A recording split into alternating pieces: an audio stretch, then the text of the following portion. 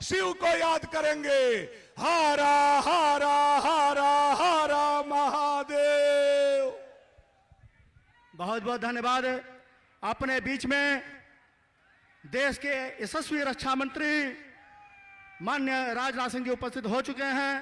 मैं बोकारो के सम्मानित जिला अध्यक्ष और स्थानीय झारखंड विधानसभा में मुख्य सचेतक श्री बिरिंची राम जी मैं आग्रह करूंगा कि आप अंग वस्त्र और पुष्प देकर के माननीय रक्षा मंत्री जी का अभिनंदन करें, स्वागत करें।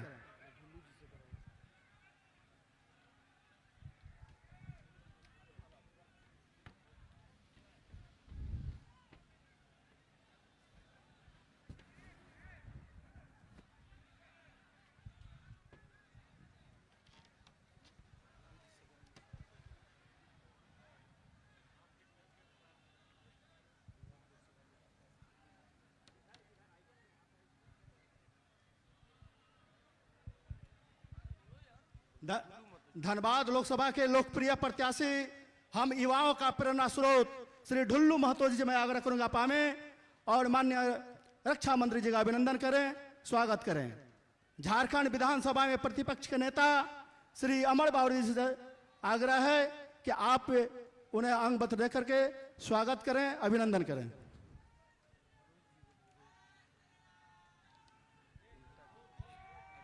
अब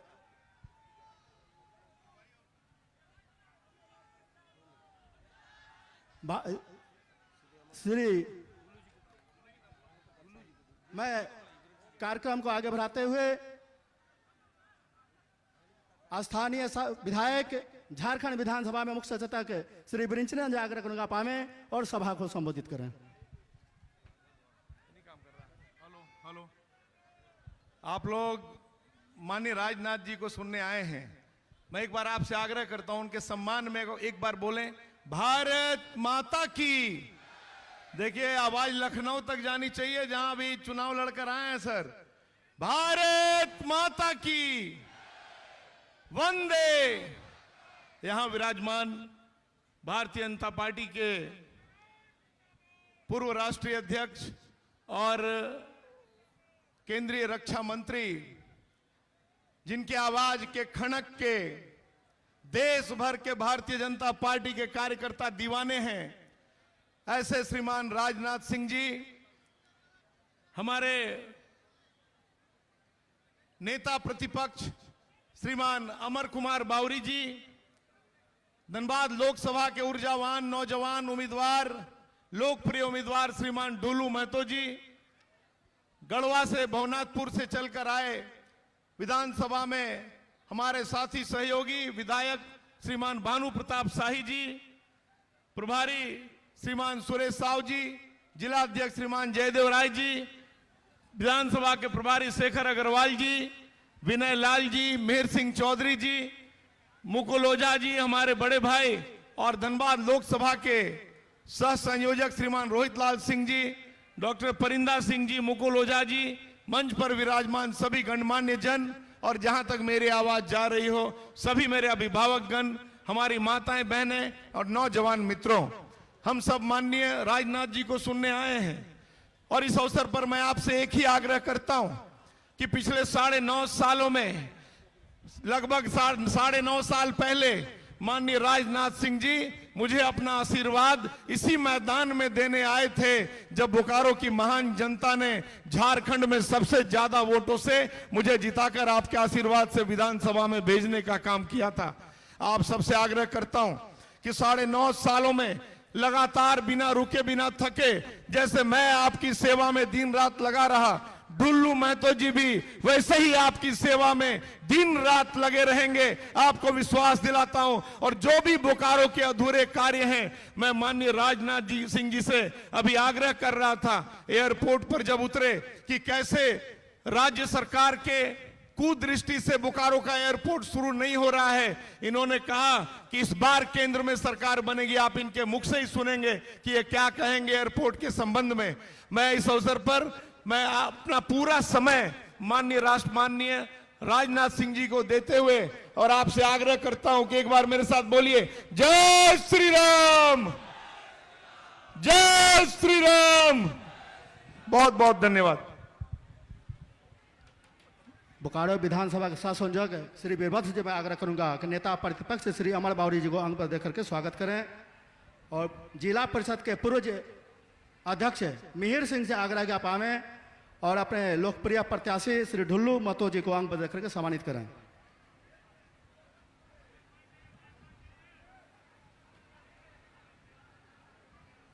अब आपके बीच में गरीबों के मसीहा, युवाओं के धड़कन, धनबाद लोकसभा के लोकप्रिय प्रत्याशी श्री ढुल्लू महतो जी मैं आग्रह करूंगा पामे और सभा को संबोधित करें श्री ढुल्लू महतो जी। भारतीय जनता पार्टी जिंदाबाद।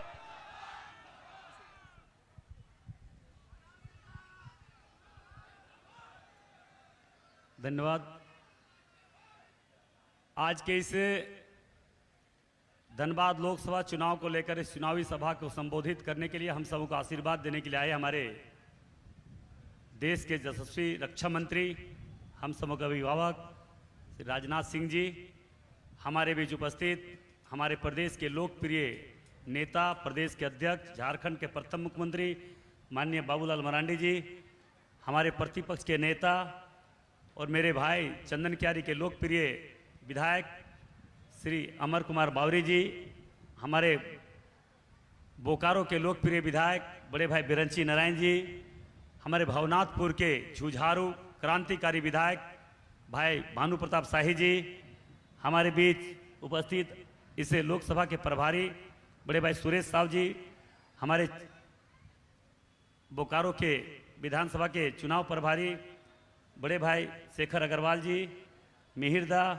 उपस्थित जयदेवदा, रोहित लाल सिंह जी, भाई अमरेश सिंह जी, सरदा सिंह जी, पिंटू सिंह जी, झा जी और मुकुल ओझा जी, हमारे वीरभद्र सिंह जी एवं सम्मानित सभी आए आज उपस्थित सामने बैठे सभी भारतीय जनता पार्टी के कर्मठ, ईमानदार, निष्ठावान, सेवा और समर्पित भाव से जनता के बीच में काम करने वाले सभी भारतीय जनता पार्टी के कार्यकर्ता भाई और बहनों, उपस्थित बंधुओं, आज हमें इस लोकसभा चुनाव में आप लोगों का आशीर्वाद, छोटे लोगों का सहयोग और हमारे अभिभावक श्री राजनाथ सिंह जी का आशीर्वाद वचन लेकर हम जाएंगे और जन जन तक जाकर इनकी बातों को रखेंगे और निश्चित तौर पर इनकी बातों को रखते हुए भारतीय जनता पार्टी के पक्ष में मतदान के लिए सभी लोग निश्चित तौर पर आशीर्वाद देंगे।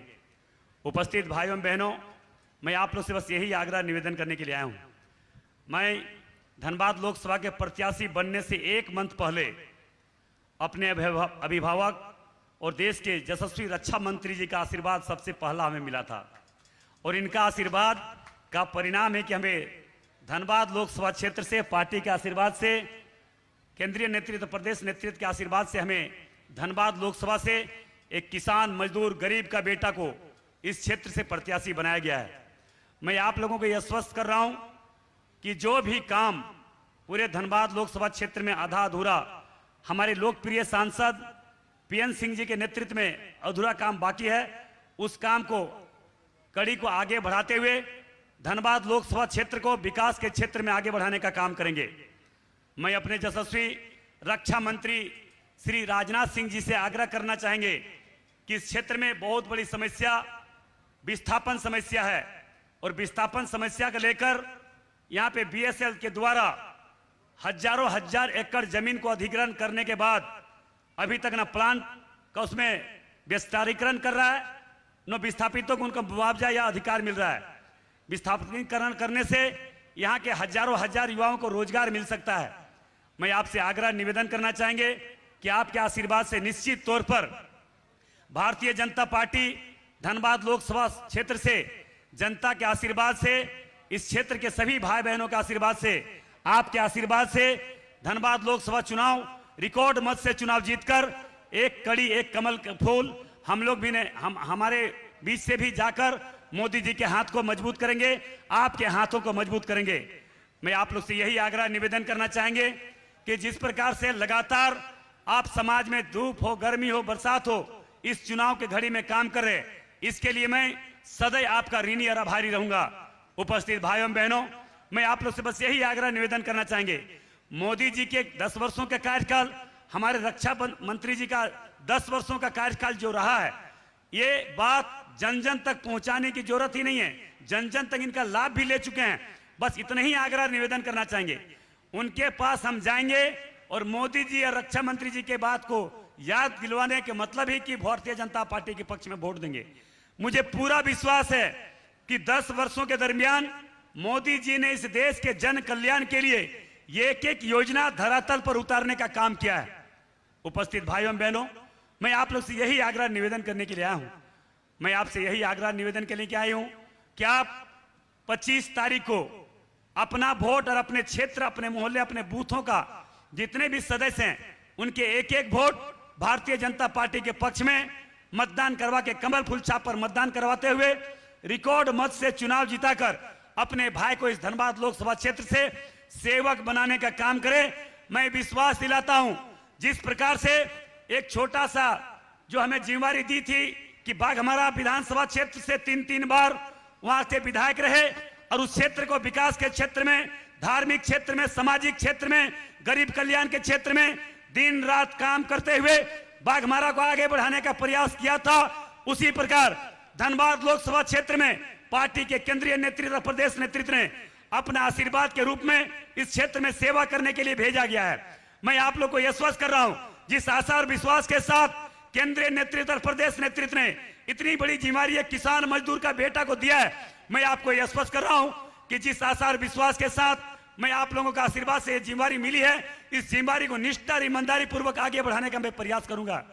मैं आप लोग से यही आशा और विश्वास के साथ कि धनबाद लोकसभा क्षेत्र में जो भी काम होगा, आपके हर सुख दुख में खड़ा रहकर वैसे समस्या को चुनौती के रूप में लेकर समस्या का निदान करने का हम काम करेंगे।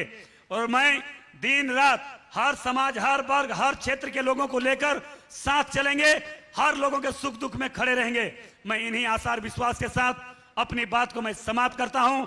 एक बार प्रभु श्री राम जी के भक्त होने के नाते जोरदार तरीके से प्रभु श्री राम जी का नारा लगाएंगे।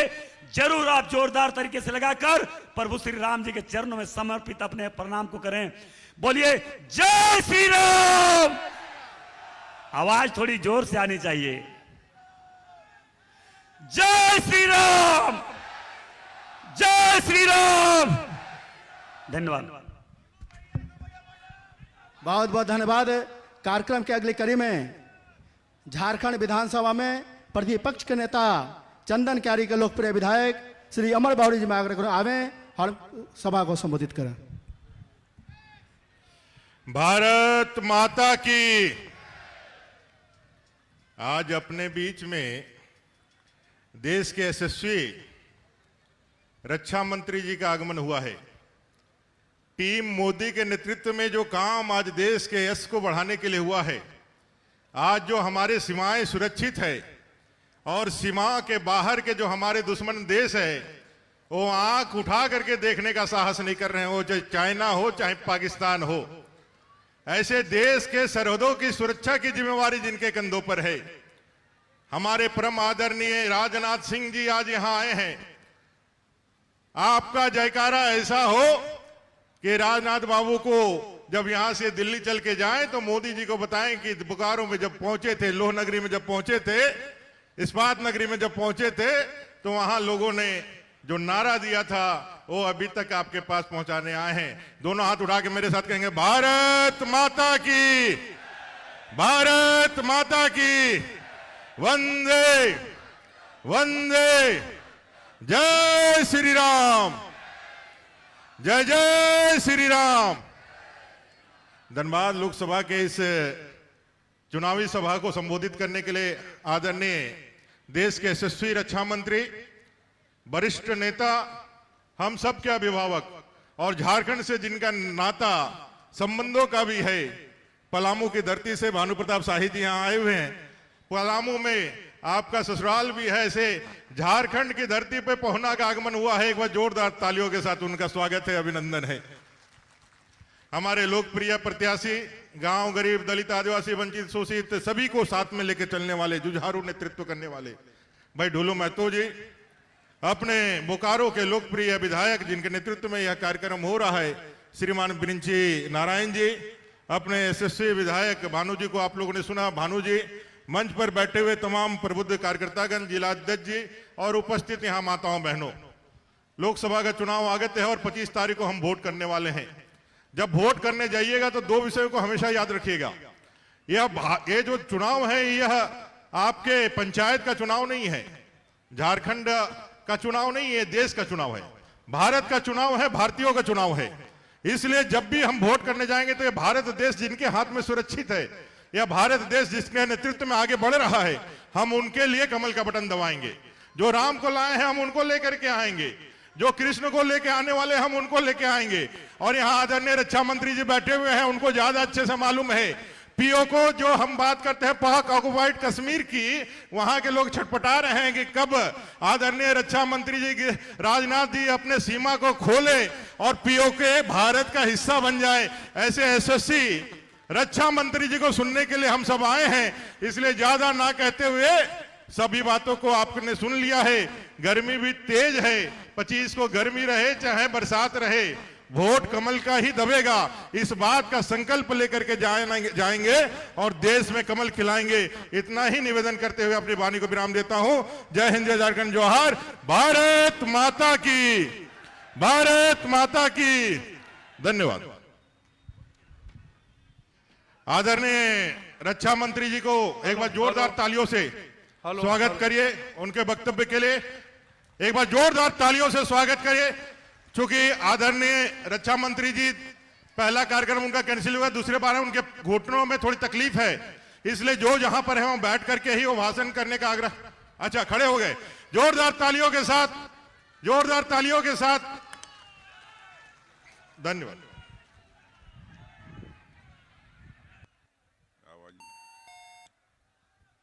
आवाज नहीं है।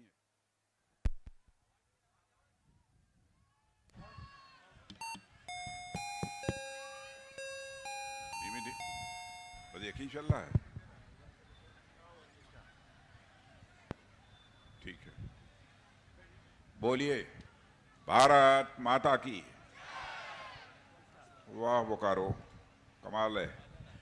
यहाँ के जिलाध्यक्ष श्री जयदेव राय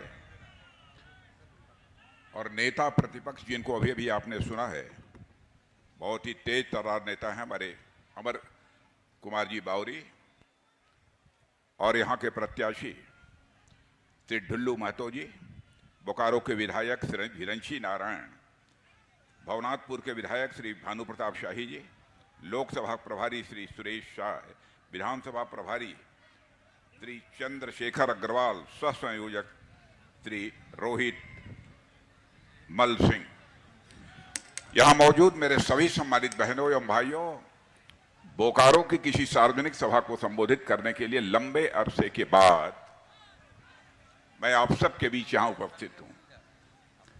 आप लोगों ने बहुत ही गर्मजोशी के साथ हम लोगों का स्वागत किया है, अभिनंदन किया है, लेकिन मैं समझता हूं भारत की परंपरा है और शिष्टाचार का तकाजा भी है।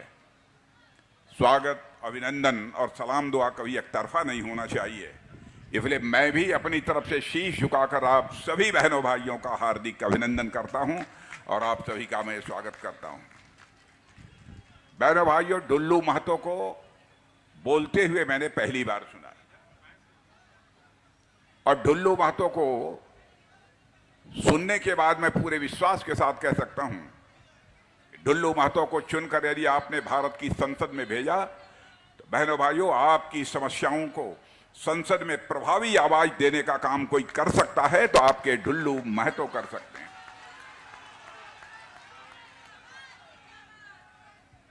इसलिए आपसे वोट मांगने आया हूं। जहां तक बोकारो का, आप बैठ जाइए, कोई जरूरत नहीं। जहां तक बोकारो का प्रश्न है, केवल भारत में ही नहीं बल्कि सारी दुनिया में बोकारो स्टील के लिए जाना जाता है तो धनबाद या कोयले के लिए जाना जाता है। झारखंड में यह पूरी मान्यता सारे देश में ही नहीं है पर पूरे सारे विश्व में खनिज संपदा की दृष्टि से सबसे धनवान राज्य यदि कोई है तो उसका नाम है उसका नाम है झारखंड। लेकिन बहनों भाइयों, यहां से झारखंड मुक्ति मोर्चे की सरकार आने के बाद जिस तरीके से भ्रष्टाचार बढ़ा है, इस झारखंड का जिस हद तक विकास होना चाहिए वह आज तक नहीं हो पाया है। मैं झारखंड मुक्ति मोर्चे के लोगों से पूछना चाहता हूं, क्या आदरणीय अटल बिहारी वाजपेयी जी ने इसीलिए झारखंड बहुल क्षेत्र झारखंड को बनाया था? उनकी यह कल्पना थी कि यहां पर बड़ी संख्या में आदिवासी रहते हैं, बड़ी संख्या में गरीब रहते हैं, यदि अलग राज्य बन जाएगा तो इसका तेजी के साथ विकास होगा। यहां पर बाबूलाल मरांडी भी मुख्यमंत्री रह चुके हैं, अर्जुन मुंडा जी भी मुख्यमंत्री रह चुके हैं, रघुवर दास जी हमारे तीनों मुख्यमंत्री रह चुके हैं। बहनों भाइयों, मैं दावे के साथ कह सकता हूं, झारखंड क्या भारत का कोई व्यक्ति उंगली उठाकर नहीं कह सकता कि हमारे तीनों मुख्यमंत्रियों के दामन पर कोई भ्रष्टाचार की दाग लगी हुई है। और झारखंड मुक्ति मोर्चे की सरकार बनने के साथ ही भ्रष्टाचार का सिलसिला प्रारंभ हो गया। क्या अटल जी का यही सपना था कि ऐसे भ्रष्ट लोग यहां के शासन की बागडोर संभालेंगे? मुख्यमंत्री की बात तो छोड़िए, मुख्यमंत्री के पीएस के पास नोटों की गड्डियां मिल रही हैं, उनके सहयोगियों के पास नोटों की गड्डियां मिल रही हैं। बहनों भाइयों, बिना मुख्यमंत्री के सह के, बिना मुख्यमंत्री के प्रश्रय के यह किसी भी सूरत में काम नहीं हो सकता। और आज यदि ईडी ने उनको गिरफ्तार कर लिया तो कहते हैं कि भारतीय जनता पार्टी की सरकार अपने सारे विरोधियों को प्रताड़ित करने की कोशिश कर रही है। बहनों भाइयों, मैं आपको यकीन दिलाना चाहता हूं, जहां तक मोदी जी के नेतृत्व की हमारी सरकार का प्रश्न है, विरोधी ही नहीं, हमारे पार्टी का कोई भी व्यक्ति यदि भ्रष्टाचार के मामले में पकड़ा जाएगा तो उसका स्थान उसका घर नहीं होगा, सरकार की जेल होगी।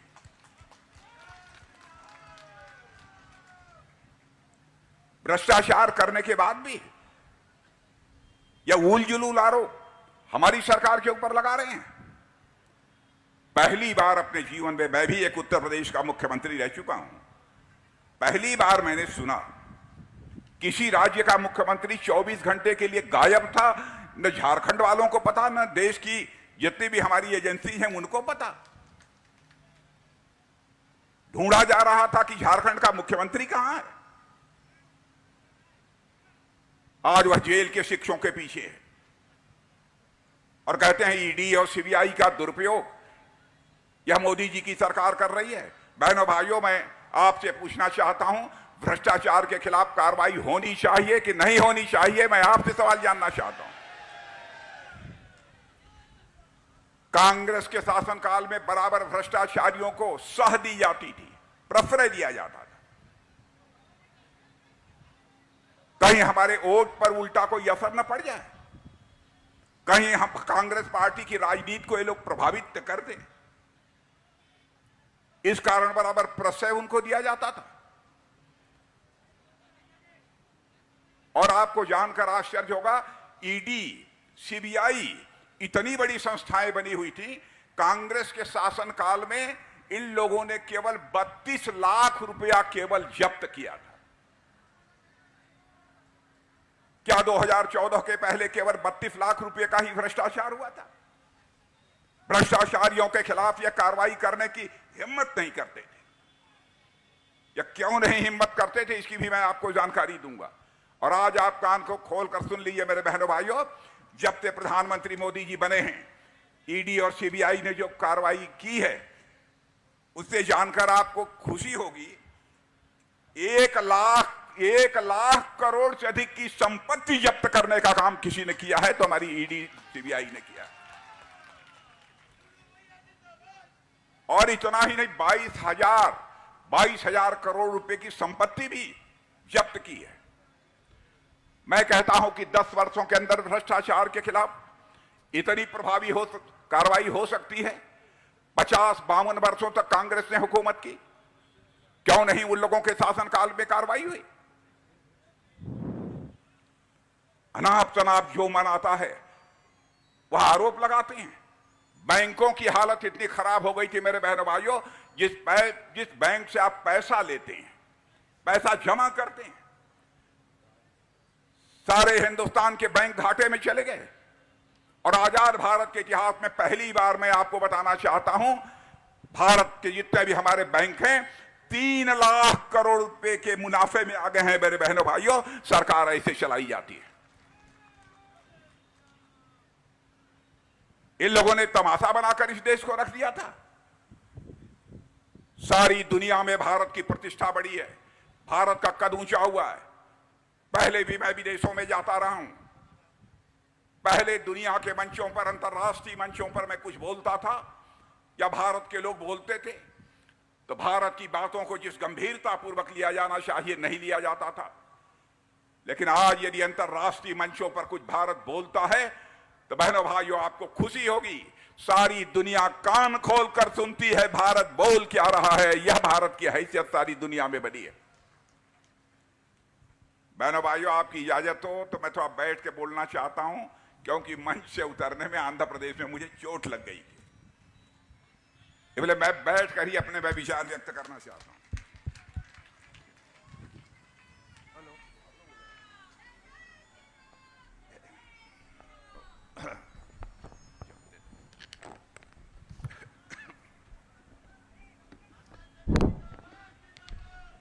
बहनों भाइयों, मैं ये कह रहा था, भारत का कद सारी दुनिया में ऊंचा हुआ है। सारी दुनिया में भारत को एक सम्मान के नजरिए से देखा जाता है। मैं एक उदाहरण आपको मैं देना चाहता हूं। रूस और यूक्रेन के बीच युद्ध चल रहा है, पिछले 2 वर्षों से अधिक का समय हो गया। आपने सुना होगा, अखबारों में पढ़ा होगा, बराबर रूस की तरफ से भी मिसाइलें चल रही हैं, यूक्रेन की तरफ से भी मिसाइल, बम, तोप, गोले, यह सब सारे चल रहे हैं। बड़ी संख्या में लोग मारे जा रहे हैं। लेकिन यूक्रेन में हमारे भारत के हजारों बच्चे, वहां पर कोई मेडिकल की पढ़ाई कर रहा था, कोई इंजीनियरिंग की पढ़ाई कर रहा था, कोई वहां पर मैनेजमेंट का कोर्स कर रहा था, वह भी यूक्रेन में पढ़ते थे।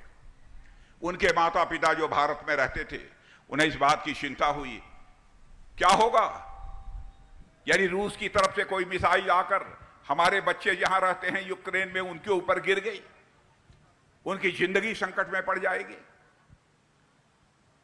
तो यूक्रेन में रहने वाले हमारे बच्चों के माता पिता जो भारत रहते थे, आंखों में आंसू भरकर उनका प्रतिनिधिमंडल हमारे प्रधानमंत्री से मिला और कहा, मोदी जी, चाहे जो कुछ भी हो, हमारे बच्चों को आप यूक्रेन से बाहर निकालिए।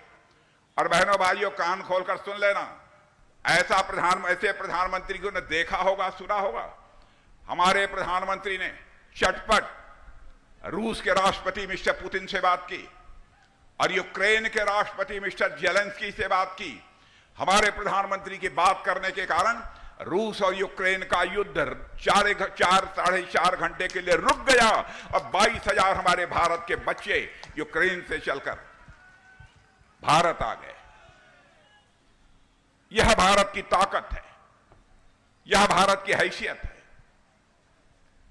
लेकिन भारत की इस ताकत, भारत की इस हैसियत को हमारे विरोधी दल के लोग समझते हैं, लेकिन लंबे समय तक शासन किया है, जो कुछ भी करना चाहिए वह नहीं कर पाए, इसलिए अनाप शनाप झूठे आरोप हमारी सरकार के ऊपर लगाने की कोशिश करते हैं। बहनों भाइयों, हमारी सरकार का एक मंत्री भी भ्रष्टाचार के मामले में पकड़ा जाएगा तो मैं आपको बतला कर जाना चाहता हूं, वह दूध की मक्खी की तरह निकालकर मंत्रिमंडल से बाहर कर दिया जाएगा। कांग्रेस की सरकारों को भी आपने देखा है, कई सरकारों के उनके मंत्रियों पर भ्रष्टाचार के गंभीर आरोप लगे हैं। और एक सरकार तो इनकी ऐसी थी कि भ्रष्टाचार के मामले में इन्हीं के मंत्री को जेल की हवा खानी पड़ी थी। फिर भी उस पार्टी के साथ इन लोगों ने आज तक अपना गठबंधन कायम रखा है। ये लोग ईमानदारी की बात करते हैं, कहते हैं कि भारतीय जनता पार्टी की सरकार बन गई, मोदी जी आ गए तो आरक्षण की व्यवस्था को समाप्त कर देंगे। बहनों भाइयों, किसी की हिम्मत नहीं है कि भारत के में जो आरक्षण की व्यवस्था है उसको समाप्त कर दे अथवा उसमें कोई कमी लाने की कोशिश करे। किसी भी सूरत में भारतीय जनता पार्टी से नहीं होने देगी। धर्म के आधार पर आरक्षण देकर इस देश के अल्पसंख्यकों को यह गुमराह करने की कोशिश कर रहे हैं। बहनों भाइयों, इनके चाहने के बावजूद धर्म के आधार पर आरक्षण किसी भी सूरत में नहीं दिया जा सकता, क्योंकि भारत का संविधान इस बात की इजाजत नहीं देता। हम लोग हिंदू, मुसलमान, ईसाई, यहूदी इस आधार पर भेदभाव करने वाली पार्टी नहीं है, लेकिन जनता की आंखों में धूल झोंक कर हमने कभी राजनीति नहीं की है। राजनीति यदि हम लोगों ने की है तो जनता की आंखों में आंख डालकर बराबर राजनीति की है। लेकिन बराबर इन लोगों ने जनता को धोखा दिया है। कहते हैं मोदी जी को यदि 400 से अधिक सीटों पर विजय प्राप्त हो जाएगी तो तानाशाह बन जाएंगे, भारत के संविधान बदल देंगे। मैं आपको बतलाना चाहता हूं मेरे बहनों भाइयों, 132 बार में 90 बार चुनी हुई सरकारों को भंग करने का काम यदि किसी ने किया है तो कांग्रेस ने किया है, जिसमें 50 से अधिक बार चुनी हुई सरकारों को भंग करने का काम इन लोगों ने किया है। संविधान संशोधन करने का आरोप हमारे ऊपर लगाते हैं। बहनों भाइयों, संविधान संशोधन इन्होंने अपने जीवन में कई बार किया है, वह संख्या नहीं बतलाना चाहता, लेकिन हमारे संविधान निर्माताओं ने यह कहा था चाहे जो कुछ भी हो जाए, संविधान में जब आवश्यकता होगी थोड़ा बहुत संशोधन कर लेना, लेकिन संविधान की आत्मा में कोई परिवर्तन नहीं होना चाहिए। उसे संविधान का प्रियम्बल कहते हैं। और श्रीमती इंदिरा गांधी जब भारत की प्रधानमंत्री थी, उनका चुनाव जब इलाहाबाद हाई कोर्ट ने अवैध घोषित कर दिया, इमरजेंसी लगा दी, लोगों को जेल के शिक्षों के पीछे डाल दिया, और साथ ही साथ संविधान की आत्मा, जिसे प्रस्तावना कहते हैं, प्रियम्बल कहते हैं, उसको भी बदल दिया। और उसके बाद भी अनाप शनाप और झूठे आरोप हम लोगों के ऊपर लगाते हैं। मैं कांग्रेस के दोस्तों से भी कहना चाहता हूं, झारखंड मुक्ति मोर्चा के लोगों से भी मैं कहना चाहता हूं, यदि वास्तव में कलेजे में दम है तो जनता की आंखों में धूल झोंक कर राजनीति मत करो, जनता की आंखों में आंख डालकर राजनीति करो। और मैं प्रेस के दोस्तों से भी कहना चाहता हूं, हमारी कोई भी बात गलत हो, अखबार के पन्नों पर आप लिख देना, हमारी गलती होगी इसे मैं स्वीकार कर लूंगा। और यह बात मैं इसलिए कह रहा हूं, जिंदगी में हमने राजनीति की है तो जनता की आंखों में धूल झोंक कर राजनीति नहीं की है, जनता की आंखों में आंख डालकर राजनीति की है। हमारी विश्वसनीयता पर कौन प्रश्न चिन्ह लगा सकता है? भारत ही नहीं, दुनिया के लोग यह मानते हैं कि भारतीय जनता पार्टी बहुत ही विश्वसनीय पार्टी है, जिसे अंग्रेजी में क्रेडिबल पॉलिटिकल पार्टी कहते हैं। लोग कहते हैं हिंदुस्तान की एक ऐसी पार्टी है जो कहती है वह करती है।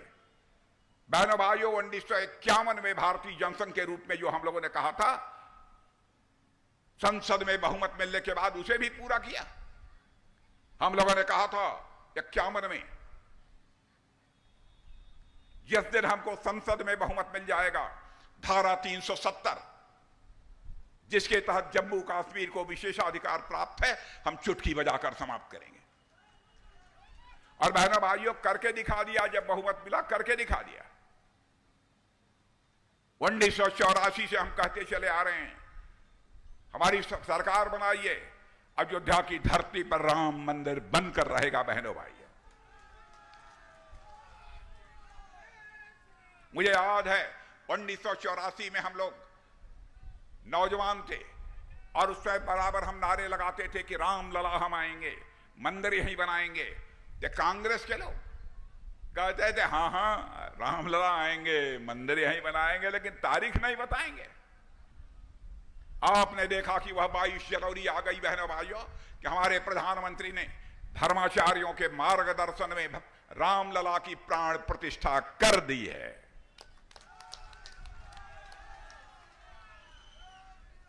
और बोकारो के दोस्तों से मैं कहना चाहता हूं, मेरी बात कान खोलकर सुन लीजिए, होगा यही।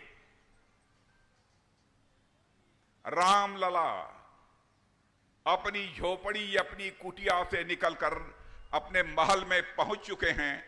भारत में राम राज्य का आगाज होकर रहेगा, दुनिया की कोई ताकत नहीं रोक सकती।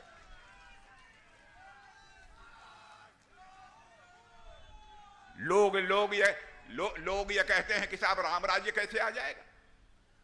मैंने कहा जिस दिन लोगों को अपनी जिम्मेदारी का एहसास हो जाएगा, दायित्व बोध जिसे बोलते हैं, जिम्मेदारी का एहसास भारतवासियों को अधिक से अधिक संख्या में होने लगेगा। अधिकार बोध नहीं हमारा यह अधिकार है, यह हमको मिलना ही चाहिए, यह नहीं, बल्कि दायित्व बोध, कर्तव्य बोध, हमारा फर्ज क्या बनता है। जिस दिन यह भाव पैदा हो जाएगा, और मैं देख रहा हूं कि हिंदुस्तान के जवानों के अंदर वह भाव पैदा होता जा रहा है, उस दिन राम राज्य आकर रहेगा, दुनिया की कोई ताकत नहीं रोक सकती। भारत की ताकत देखो मेरे बहनों भाइयों, योग हमारे ऋषि मनीषी यहां करते थे। कुछ लोग अपने घरों में भी आज के 25, 30, 40 साल पहले भी योगा करते थे। योग, किसी ने सोचा था भारत में जिस योग का जन्म हुआ है उसको सारी दुनिया मान जाएगी और सारी दुनिया में योगा होने लगेगा। हमारे प्रधानमंत्री ने संयुक्त राष्ट्र संघ में यह प्रस्ताव रखा कि योग जो भारतीय ऋषियों और मनीषियों की देन है, इसको अंतर्राष्ट्रीय मान्यता प्राप्त होनी चाहिए। और उन्होंने कहा कि अंतर्राष्ट्रीय योगा दिवस मनाया जाना चाहिए और दुनिया के हर देशों को मनाना चाहिए। उस योग की बात की जिस योग को हमारे ऋषियों और मनीषियों ने देने का काम किया। और बहनों भाइयों, आपको जानकर खुशी होगी, दुनिया के 172 देशों ने इसका ताली बजाकर स्वागत किया, और आज हमारा आपका योग सारी दुनिया में किया जा रहा है। यह भारत की ताकत है। भारत लगातार पहले की अपेक्षा धनवान होता जा रहा है। मैं याद दिलाना चाहता हूं, पंडित जवाहरलाल नेहरू भी थे, वह भी कहते थे मैं गरीबी दूर करूंगा, हमारी सरकार बन जाएगी। श्रीमती इंदिरा गांधी भी कहती थी हमारी सरकार बनाओ, हम गरीबी दूर करेंगे। राजीव गांधी जी भी यही कहते थे, डॉक्टर मनमोहन सिंह जी भी यही करते थे। कोई आंकड़े उठाकर देख ले कितनी गरीबी इन लोगों ने समाप्त की है। बहनों भाइयों, मैं किसी प्रधानमंत्री की आलोचना नहीं करता हूं, चाहे वह किसी पार्टी का क्यों न हो, क्योंकि मैं मानता हूं जो प्रधानमंत्री बन गया वो व्यक्ति नहीं है बल्कि संस्था होता है। सभी को सम्मान करना चाहिए। लेकिन हकीकत आपके सामने मैं पेश कर रहा हूं। गरीबी हटाने की बात करते रहे, कुछ नहीं कर पाए।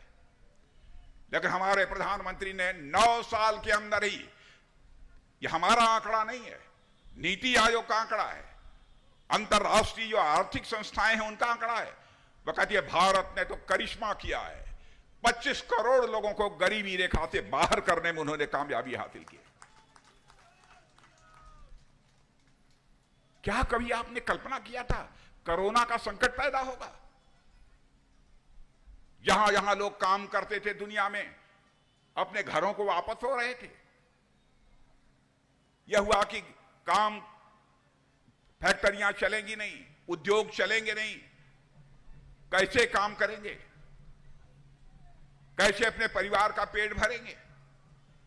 उस समय हमारे प्रधानमंत्री ने यह कहा था, मेरे बहनों भाइयों, हर परिवार को 5-5 किलो का राशन मुफ्त मुहैया कराया जाएगा, जो आज तक भारत के इतिहास में कभी नहीं हुआ। अब आप लोग पता नहीं ईमानदारी के साथ हमको बतलाएंगे कि नहीं बतलाएंगे, लेकिन यह सच है। मैं भी गांव का रहने वाला हूं, कोई बहुत शहरी बाबू नहीं हूं। गांव में एक परिवार में 4-5 लोग हैं तो 4 लोग 5 लोग सब 5-5 किलो मुफ्त राशन लेते हैं। यह सच्चाई है तो या ताली बजाइए तो मैं मान लूं, न सच्चाई हो तो मत बजाइए। और मेरे बहनों भाइयों, केवल खाते ही नहीं है, बच जाता है तो उसे बाजार में लेके बेच भी देते हैं। आप समझते होंगे नेताजी लोग हैं, इन लोगों को क्या मालूम। लेकिन आप अपनी आवश्यकताओं को पूरा करने के लिए आप यह काम करते हैं, इसलिए आपके ऊपर कोई आरोप नहीं लगा सकता, आपको कोई दोषी नहीं ठहरा सकता।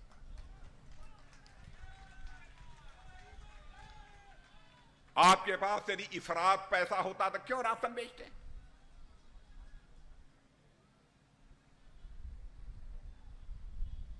बहनों भाइयों, कमाल किया है इस सरकार ने। आयुष्मान भारत कार्ड, मैं जानता हूं अभी सभी को नहीं मिला है, लेकिन अधिकांश लोगों को आयुष्मान भारत कार्ड मिला है। कितने लोगों को मिला है? हाथ उठाइए, इसमें मिला है? अरे कमाल है भाई। मेरी बात सुन लो आप, 70 साल के ऊपर के चाहे किसी जाति के हों, किसी इनकम ग्रुप के हों, किसी धर्म के हों, 4 जून के बाद 3-4 दिन में हमारी सरकार बन जाएगी। 15 जून के बाद 70 साल के उम्र के आप पिताजी होंगे, बाबा होंगे, आजा होंगे, आजी होंगी, दादा होंगे, दादी होंगे, चाहे किसी जाति के होंगे, चाहे कोई भी आमदनी होगी, सबका 5 लाख रुपए का मुफ्त इलाज किया जाएगा मेरे बहन।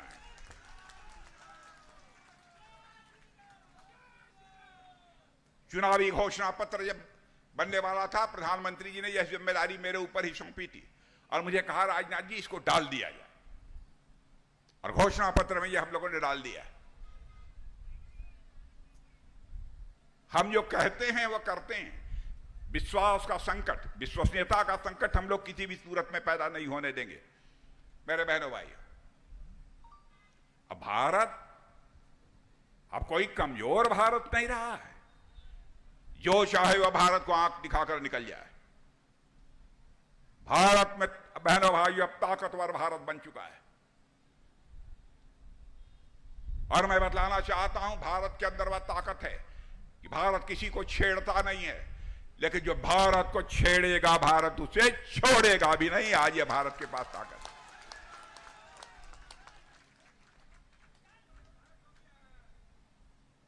भारत का चरित्र है, हम लोगों की मन की विशालता, हृदय की विशालता देखिए।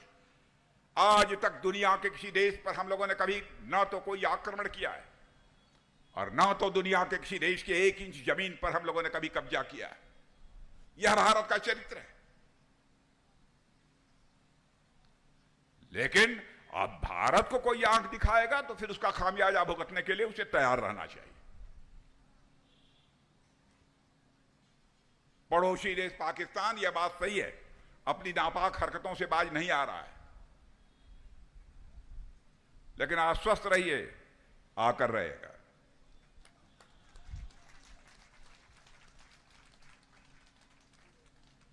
उनको भी अपना रवैया बदलना पड़ेगा।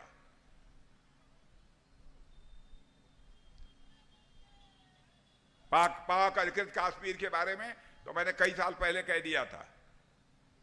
सेना के जवानों को संबोधित करते हुए आर्मी डे के अवसर पर मैंने कहा था, पाक अधिकृत कश्मीर, पाक पीओके, यह तो हम मानकर चलते हैं कि हमारा था, है और रहेगा।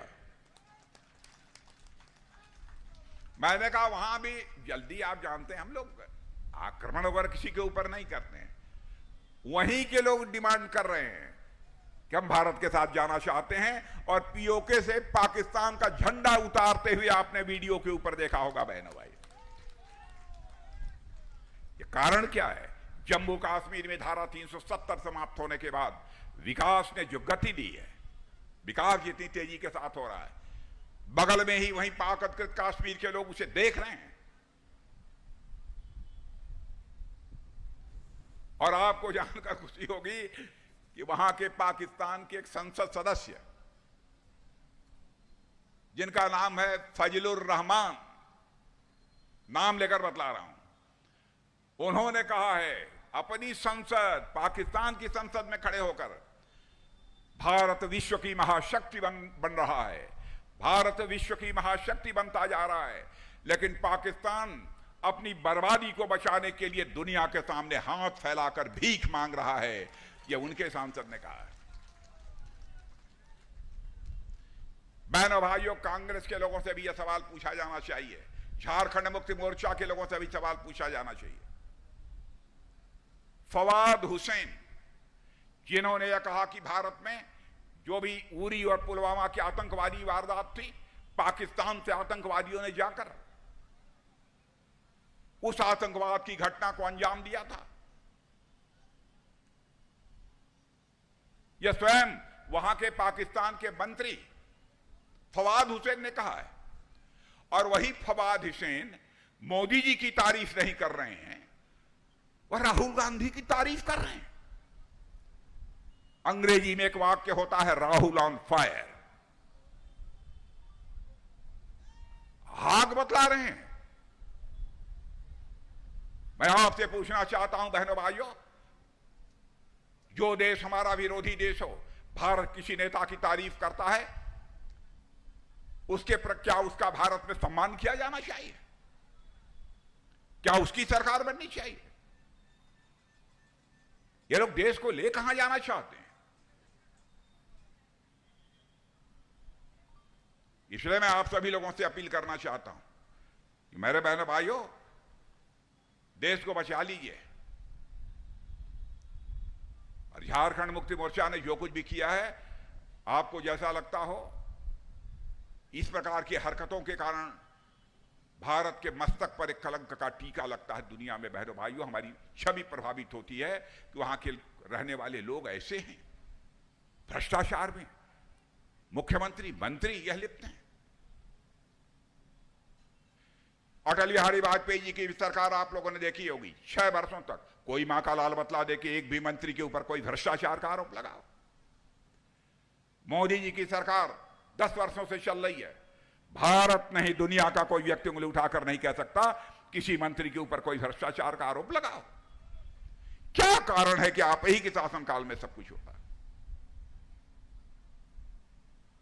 मैं अपने कांग्रेस झारखंड मुक्ति मोर्चे के दोस्तों को कहना चाहता हूं, राजनीति केवल सरकार बनाने के लिए नहीं की जानी चाहिए। राजनीति की जानी चाहिए तो देश बनाने के लिए राजनीति की जानी चाहिए, समाज बनाने के लिए राजनीति की जानी चाहिए।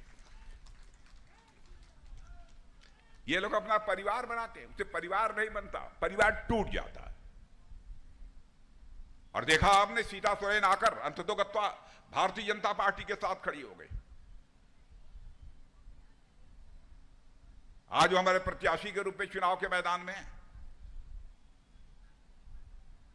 इसलिए कहने आया हूं बहनों भाइयों, भारत को हम धनवान भारत बनाना चाहते हैं, भारत को हम सशक्त भारत बनाना चाहते हैं, भारत को विश्व की महाशक्ति हम बनाना चाहते हैं। विश्व की महाशक्ति बनाना चाहते हैं तो दुनिया के किसी देश पर आक्रमण करने के लिए नहीं, पर पूरे विश्व के कल्याण के लिए भारत को हम विश्व की महाशक्ति बनाना चाहते हैं। यह है हमारी सोच। डुल्लू महतो 2 बार विधायक रहे ना, बताइए, हैट्रिक लगा चुके हैं विधायकों में, विधायकी में भी। या हमारे डुल्लू महतो बोल रहे थे तभी मैं समझ गया कि ये बड़े मजे खिलाड़ी हैं। अरे भाई, इतने दिनों से राजनीति करते हैं, हम तो चाल से बतला देंगे, लोग बोलने के बाद तो पूरा का पूरा बतला देंगे, कुंडली खोल देंगे। बहन भाई, बस देखिए, यदि किसी की नाराजगी भी हो डुल्लू महतो से, तो यह प्रश्न केवल डुल्लू महतो का नहीं है। मैंने कहा ना, हमारा आप केवल सरकार बनाना उद्देश्य नहीं है, देश बनाना। कौन बना रहा है? मोदी जी बना रहे हैं।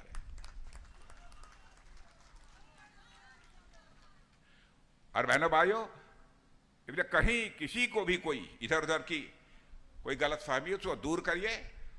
डुल्लू महतो को भारी मतों से विजय दिलाकर, भारी मतों से।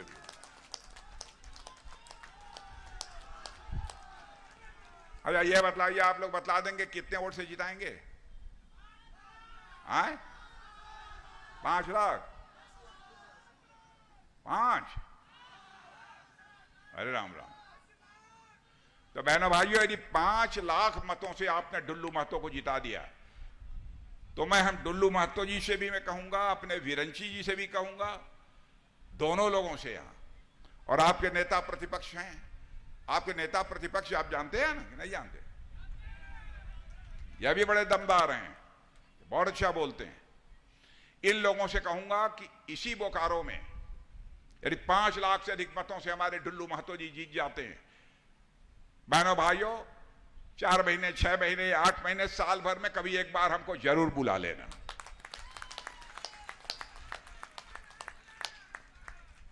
और दोबारा यदि ढुल्लू महतो के जीतने के बाद आना चाहूंगा तो फूलों की हार पहनकर अपना स्वागत कराने के लिए नहीं आना चाहूंगा, बल्कि एक बार शीश झुकाकर इस संसदीय निर्वाचन क्षेत्र की जनता के प्रति आभार व्यक्त करने के लिए मैं आना चाहूंगा। इन्हीं शब्दों के साथ आप सबको बहुत बहुत धन्यवाद।